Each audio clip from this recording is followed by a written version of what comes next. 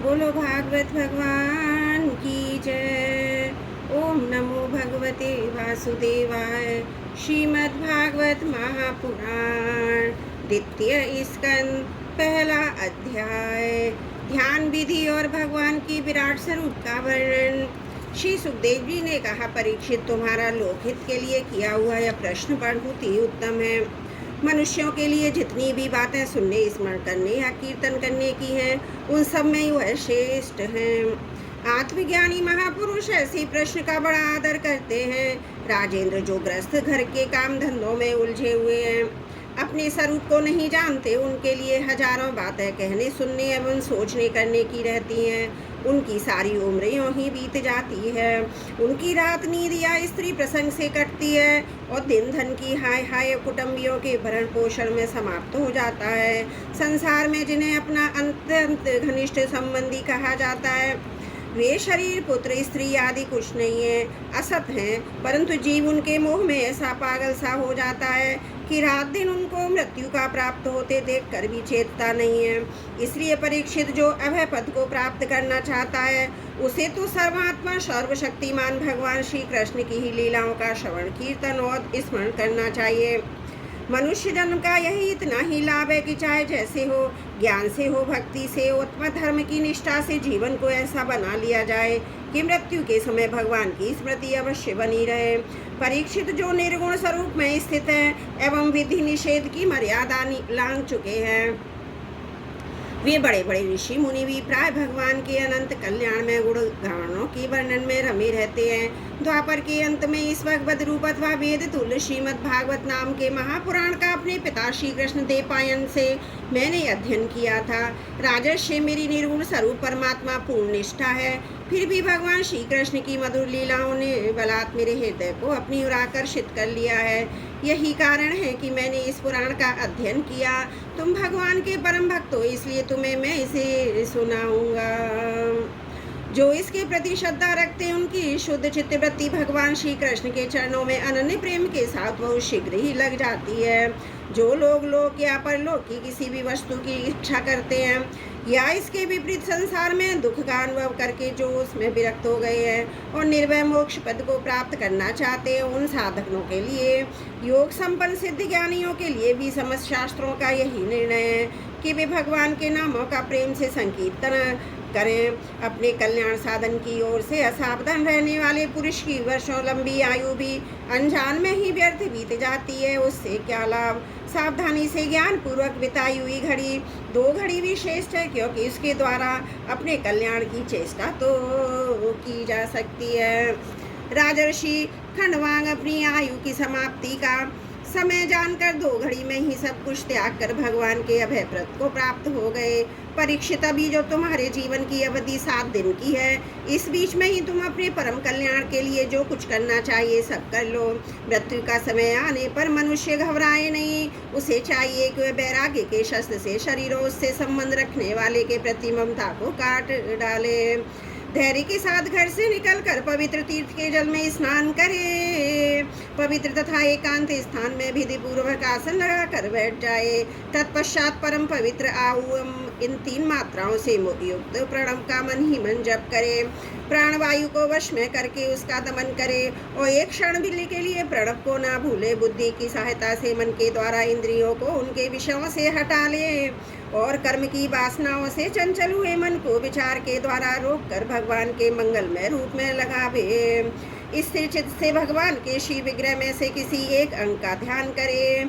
इस प्रकार एक एक अंग का ध्यान करते करते विषय वासना से रहित मन को पूर्ण रूप से भगवान में ऐसा तल्लीन कर दे, फिर और किसी विषय का चिंतन ही ना हो। वही भगवान विष्णु का परम पद है, जिसे प्राप्त करके मन भगवत प्रेम में रूपानंद से भर जाता है।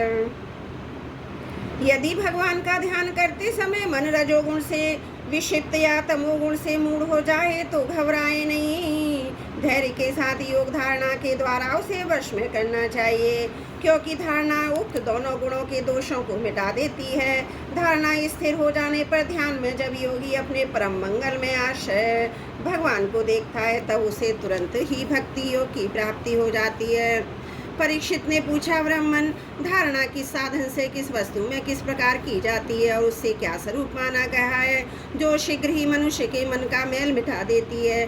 श्री सुखदेव जी ने कहा, परीक्षित, आसन, श्वास, आसक्ति और इंद्रियों पर विजय प्राप्त करके फिर बुद्धि के द्वारा मन को भगवान के स्थूल रूप में लगाना चाहिए।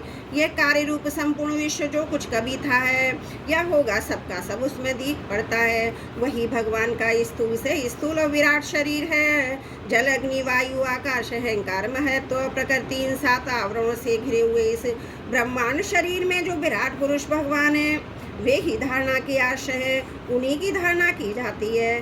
तत्व पुरुष इनका इस प्रकार वर्णन करते हैं। पाताल विराट पुरुष के तलवे हैं, इनकी एड़ियां और पंजे रसातल हैं, दोनों बुल्फ एड़ी के ऊपर की गांठें महातल हैं, उनके पैर के पिंडे तलातल हैं। विश्व मूर्ति भगवान के दोनों घुटने सुतल हैं, जांघें भी तल और अतल हैं, पेड़ भूतल हैं और परीक्षित, उनके नाभि रूप सरोवर को ही आकाश कहते हैं। आदि पुरुष परमात्मा की छाती को स्वर्लोक, गले को महलोक और मुख को जनलोक और ललाट को तपोलोक कहते हैं। उन सहस्त्र सिर वाले भगवान का मस्तक समूह सत्यलोक है। इंद्रादि देवता उनकी भुजाएं, दिशाएं कान और शब्द सर्वेंद्रियां हैं।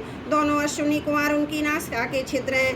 गंध घ्राणेन्द्रियां हैं, धधकती हुई आग उनका मुख है। भगवान विष्णु के नेत्र अंतरिक्ष है, उनमें देखने की शक्ति सूर्य है। दोनों पल के रात और दिन है। उनका भ्रू विलास ब्रह्मलोक है, तालु जल है, जिह्वा रस है। वेदों का भगवान ब्रह्मरंध्र कहते हैं और यम को दाण है। सब प्रकार के इसमें दांत हैं और उनकी जगह मौनी माया को उनकी मुस्कान कहते हैं। यह अत्यंत सृष्टि उसी माया का कटाक्ष विक्षेप है। लज्जा ऊपर का होठ, लोभ नीचे का होठ, धर्म स्तन, अधर्म पीठ, प्रजापति उनके मूत्रेंद्रियां हैं। मित्रावरण अंडकोश हैं, समुद्र कोख हैं, बड़े बड़े पर्वत उनकी हड्डियां हैं। राजन विश्व मूर्ति विराट पुरुष की नाड़ियां नदियां हैं। वृक्ष रोम है, परम प्रबल वायु श्वास है। काल उनकी चाल है, घोड़ों का चक्कर चलाते हैं, ना ही उनका कर्म है। परीक्षित बादलों को उनके केश मानते हैं, संध्या उनका अनंत का वस्त्र है। महात्माओं ने अव्यक्त मूल प्रकृति को ही उनका हृदय बतलाया है और सब विकारों का खजाना उनका मन चंद्रमा कहा गया है। मैं तत्व को सर्वात्मा भगवान का चित्त कहते हैं और रुद्र उनके अहंकार कहे गए हैं। घोड़े, खच्चर, ऊंट, हाथी उनके नख हैं। वन में रहने वाले सारे मृग और पशु उनके कटी प्रदेश में स्थित हैं। तरह तरह के पक्षी उनके अद्भुत रचना कौशल हैं। स्वयंभू मनु उनकी बुद्धि है और मनु की संतान मनुष्य उनके निवास स्थान है। गंधर्व, विद्याधर, चारण, अप्सराएं उनके षडज आदि स्वरों की स्मृति है। दैत्य उनके वीर हैं। ब्राह्मण मुख, क्षत्रिय भुजाएं, वैश्य जंगाएं, शूद्र उन विराट पुरुष के चरण हैं। विविध देवताओं के नाम से जो बड़े बड़े द्रव्य में यज्ञ किए जाते हैं, वे उनके कर्म हैं। परीक्षित, विराट भगवान के स्थूल शरीर का यही स्वरूप है। सो मैंने तुम्हें सुना दिया। इसी में मुमुक्षु पुरुष बुद्धि के द्वारा मन को स्थिर करते हैं, क्योंकि इससे भिन्न कोई वस्तु नहीं है। जैसे स्वप्न देखने वाला स्वप्नावस्था में अपने आप को ही विविध पदार्थों के रूप में देखता है, वैसे ही सबकी बुद्धि वृत्तियों के द्वारा सब कुछ अनुभव करने वाला सर्वांतर्यामी परमात्मा भी एक ही है। उन सत्य स्वरूप आनंद निधि भगवान का ही भजन करना चाहिए। अन्य किसी भी वस्तु में आसक्ति नहीं करनी चाहिए, क्योंकि ये आसक्ति जीव के अधः पतन का हेतु है। बोलो जय हो।